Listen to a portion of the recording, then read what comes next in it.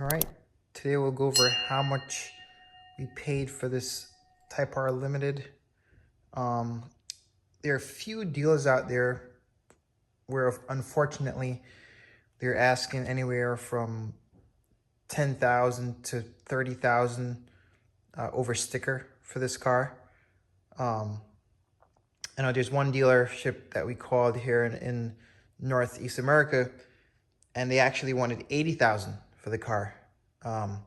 It's very unfortunate that there are dealerships out there that are doing such high markups on these cars. It's a wonderful car. It's a beautiful car. So I'll get into this, how much we paid for it and why. So when the car was first announced, I read about it. I was intrigued. Actually drove a 2017 Type before, so I kind of had an idea how the car handled overall and the power delivery.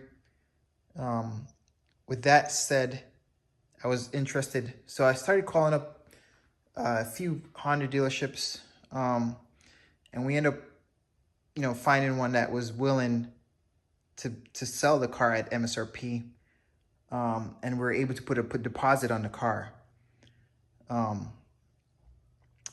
That took some time for us to actually find a dealership that was able to do this.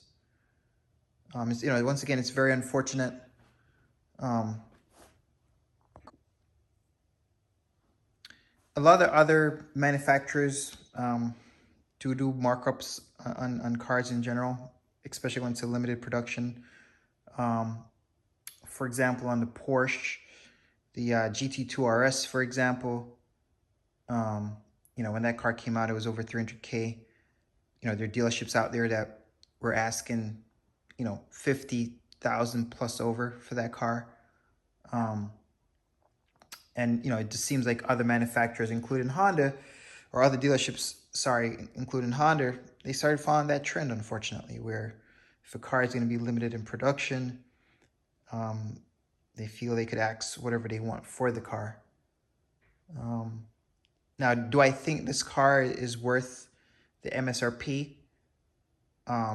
Yes, absolutely. In terms of, performance and handling, it's great. For example, the brakes here, it's much better than one of my other cars. And it's a way more expensive car than the Civic Type R. But the brakes on the Type R, believe it or not, it's better. It's way better. It's 4 piston brakes here in the front. Also, it has magnetic suspension. Some of the other top brands out there, for this price point, you would never be able to get magnetic suspension. Let's take a look at the sticker here. All right, so here you can see in terms of technical features, 306 horsepower, 6-speed manual, limited slip differential, 4-wheel disc brakes, Brembo front calipers,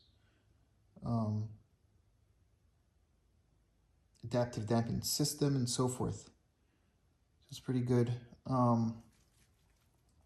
Let's take a look at the interior. For the interior, it has premium audio system, Bluetooth, Apple CarPlay. So it has, pretty up-to-date entertainment system, so that's good as well. And here we could see the manufacturer's suggested retail price.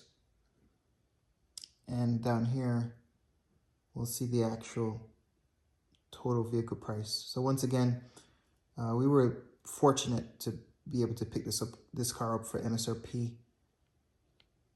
There's no way we would have paid over MSRP for this car. You just wouldn't have been worth it at that point in time. I mean, if you're going to spend over 10, 15K over MSRP, there's so many other cars on the market at that price point, whether 55,000, 60,000. Like, for example, you could get a used 2009 Nissan GTR for, in decent condition, maybe for around 60K or so.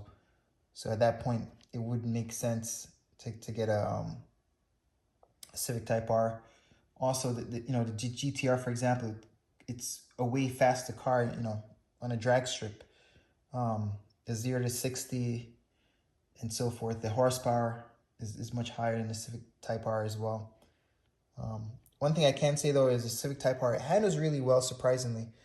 Around the track, it handles like it's weird. It handles like a rear wheel drive car. I have other rear wheel drive cars in the garage that I'll be revealing soon to everyone. But yeah, it's amazing that this car actually handles and feels like a rear wheel drive car. Pulling out corners or just accelerating, it feels good. It feels like a rear wheel drive car. The aerodynamics on it as well, pretty stable at high speeds. It has a lot of aero. I know a lot of people are not fond of the aerodynamics on the car. Just they feel it's a little too loud in terms of it's a little too aggressive. I could see why people feel that way as well. Coming here to the front here, we have actual functional ear vents here on the fender. So that's good as well. And here we have the hood scoop. And the hood scoop here is actually, it's functional. I'll show you guys how functional it is. So the hood scoop actually, we blew some compressed air through the hood scoop, and just to see in terms of how functional it is and where the air is actually blowing.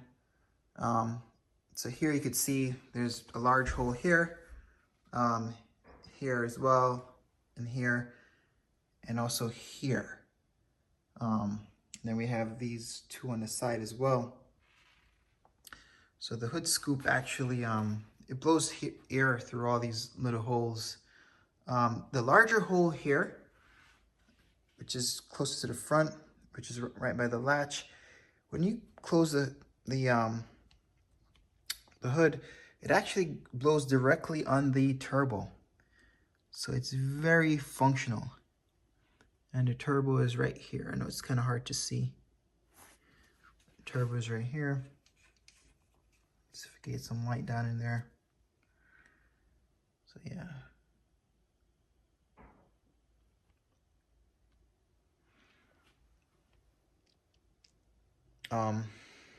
Also, in terms from an intake perspective, we have a vent here as well. It goes from the front of the bumper, and it comes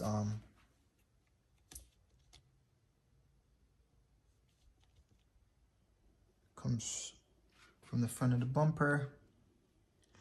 So if you look through here, comes through there, and then the air goes to the intake. So it is a true functional cold air intake, which is pretty cool. So the air would travel through here of the bumper, the grill cover, and goes right up into the intake. Yeah, so this car, it's once again, for the price point, we don't regret buying this car. Now, do I think this car will be worth more in the future? Absolutely. When it comes down to it, it's always in numbers games when it comes to production amount, production numbers in a car. When there are few of them that are being produced, naturally, the supply is not there, and the demand is going to be higher than the supply. So that will definitely cause the price to go up. I have another car where only approximately 700 were made, and the car has actually doubled, at least doubled in MSRP in price since I purchased that as well. But yeah, you know, will this car be a garage queen? Maybe, maybe not. But definitely some miles will be put on it. It's not just gonna, be tucked away. Will this become a daily driver? No, absolutely not. But this car will definitely get some form of driving. My point of view is always, if you're gonna have a car, why save it for the next owner? While you own it, enjoy it, drive it. Even if you're not gonna sell it, still drive it, still enjoy it. We all got one life to live. All right. Yeah. So I have not done the paint correction on the car yet, but I will be doing a paint correction on the car. So more to come. Also, eventually I'll be going through the other cars in the garage as well.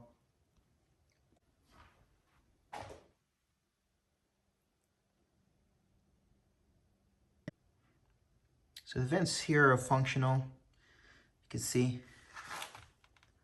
it actually blows air up to help with the cooling.